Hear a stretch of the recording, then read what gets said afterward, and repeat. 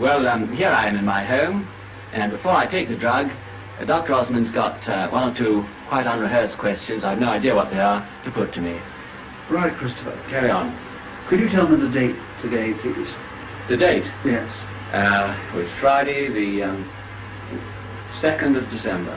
In 1955, I want you to Christopher repeat this Mayhew, sentence MP after me. and TV Now listen presenter, carefully. took mescaline To be under the rich and supervision of Humphrey prosperous, Osmond. a nation The must BBC have filmed a the safe, experiment. secure This is the first supply time of it's been wood. shown. To be rich and prosperous, a nation must have a safe, secure supply of wood.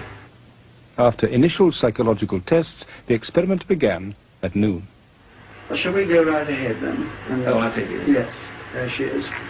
Well, I'm feeling perfectly fit at the moment, and as sane as I ever am, and I'll take the drug now.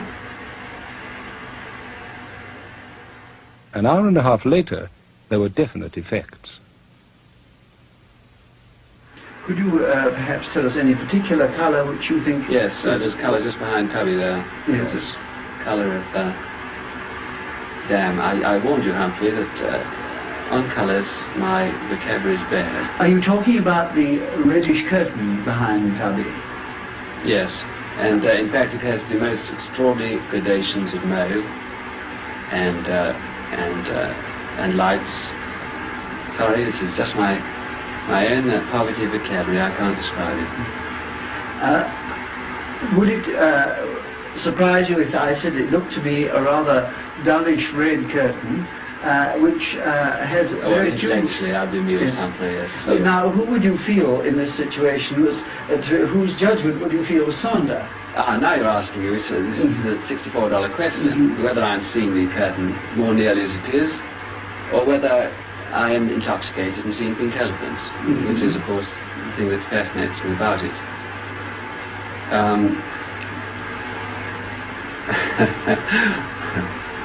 Well, all I can say is it's still a $64 question, Humphrey. I'm looking very hard now, beyond the camera.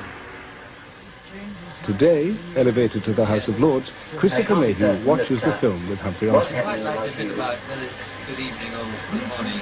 But you also did the thing in the show where it was... Now I'm back using again, and I see that the sentence I meant to say can't be said. I think this is the most interesting thing I've ever done. And I say that after 30 years in which the whole ghastly business, you know, has been depreciated, when drugs have been abused, when this is our major social problem. I mean, I do know all that, and I hope and pray it never helped anybody to experiment with drugs. Nevertheless, the actual experience seems to me to have been profoundly interesting and thought-provoking. The time's now just on 1400, and in the last half hour or so, Christopher has been preoccupied to a very great extent with time, and we've had numerous discussions on this. In the interval, he tried to instruct me as to how to work his recording machine, and unfortunately we were quite unable to work it. He has also been listening to a certain amount of music. Now I'm going to ask him once more to go over the Babcock sentence that I did, and also to take away 7 from 100. Now, Christopher, would you be prepared to do that for me, please? Well, you've got me at what I would call my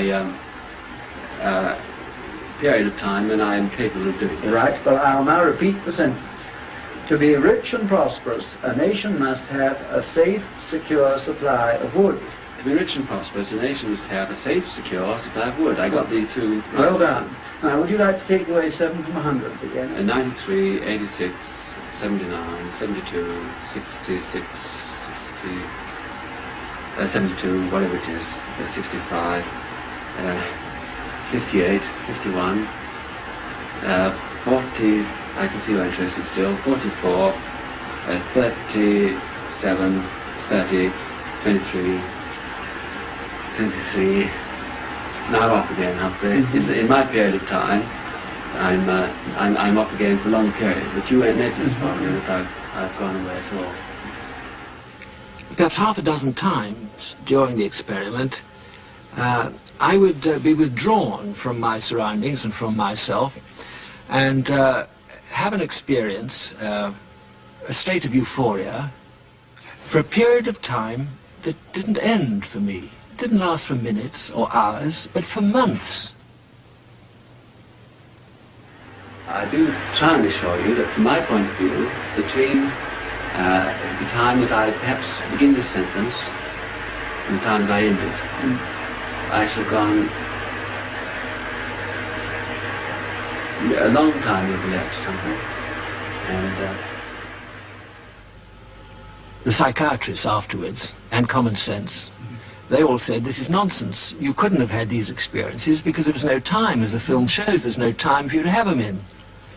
And the psychiatrists would speak, and I accept this, that I was simply showing the symptoms of what they call the disintegration of the ego. I accept that too.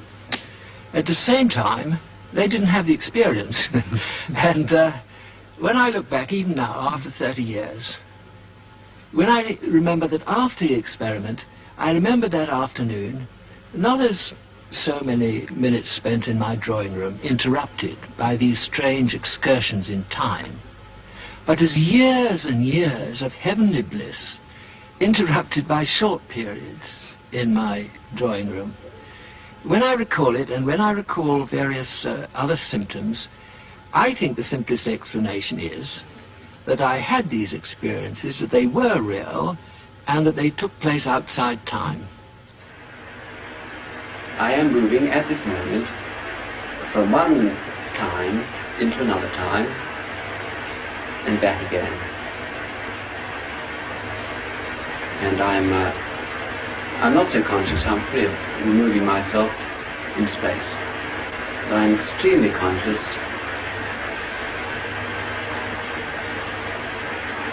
of moving in time, of things having no succession,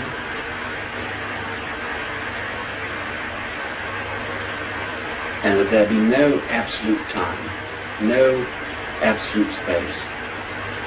It is simply what we impose on the outside world. The BBC was worried. Could the film be broadcast? Mayhew himself was all in favour, but viewing the footage it was hard to judge the true significance of his experience. Expert advice was called for, and a special committee of psychiatrists, philosophers and theologians assembled. Amongst those shown the film was Canon Besser from Cambridge University. From a religious standpoint, he felt Mayhew's mystical adventure had been obtained on the cheap.